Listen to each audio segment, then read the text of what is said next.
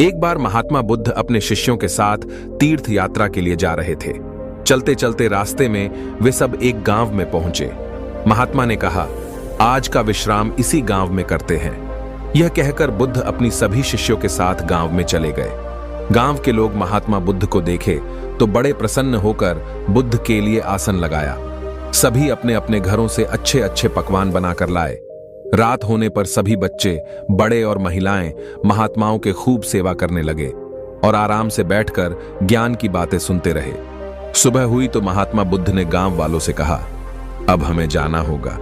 कृपया आप सभी हमें जाने की अनुमति दें। सभी गांव वालों ने बुद्ध को एक दिन और गांव में रहने के लिए विनती की, लेकिन बुद्ध ने कहा, अब हमें जाना पड़ेगा, किसी और दिन फिर आएंगे। यह कहकर महात्मा चलने लगे और चलते हुए महात्मा बुद्ध ने गांव वालों को वरदान देते हुए कहा, सब के सब उजड़ जाओ। यह वरदान देकर महात्मा गांव से चले गए।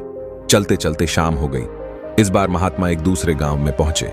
वहां पहुंचते ही बच्चों का बड़ा सा एक झुंड उनके पास दौड़ आया और महात्माओं को चारों तरफ से घेर कर कोई मिट्टी फेंकने लगा तो कोई कीचड़ फेंकने लगा।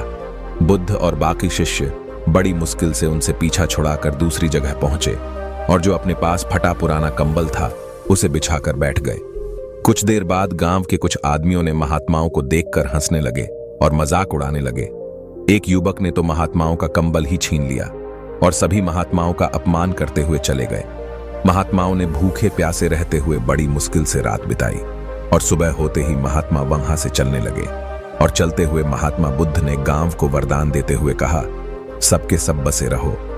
गांव से काफी दूर जाने के बाद जंगल में एक तालाब आया और कुछ फल के पेड़ नजर आए तो महात्मा बुद्ध सभी शिष्यों से कहा, यहां थोड़ी देर विश्राम करते हैं।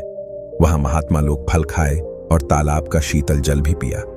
तभी एक शिष्य ने महात्मा बुद्ध से कहा, क्षमा करना महात्मा, लेकिन मुझे एक बात खटक रही है।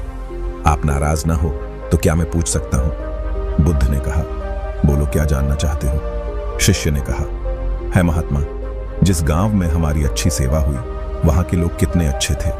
उन लोगों को तो आपने वरदान दिया कि उजड़ जाओ, और जिस गांव में हमारा अपमान हुआ उन लोगों को आपने वरदान दिया कि बसे रहो।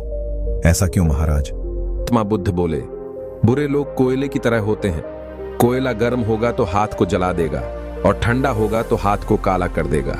अर्थात बुरे लोगों के साथ रहना हमेशा नुकसानदायी होता है और अच्छे लोग एक पुस्तक की तरह होते हैं। जैसे एक पुस्तक अपनी गुण और ज्ञान लोगों में बांटती है, वैसे ही अच्छे लोग जहां भी जाते हैं वहां अपनी सद्गुण और अच्छे विचार लोगों में बांटते हैं। पहले गांव में कितने अच्छे विचारों के लोग थे।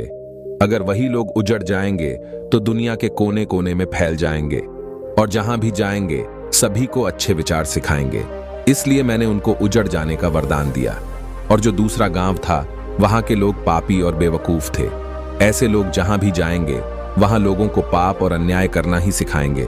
ऐसे लोग एक जगह ही टिके रहना दुनिया के लिए अच्छा होता है। इसी कारण मैंने उनको वरदान दिया कि बसे रहो। उम्मीद करते हैं महात्मा बुद्ध से प्रेरित ये छोटी सी कहानी आपको पसंद आया होगा। धन्यवाद।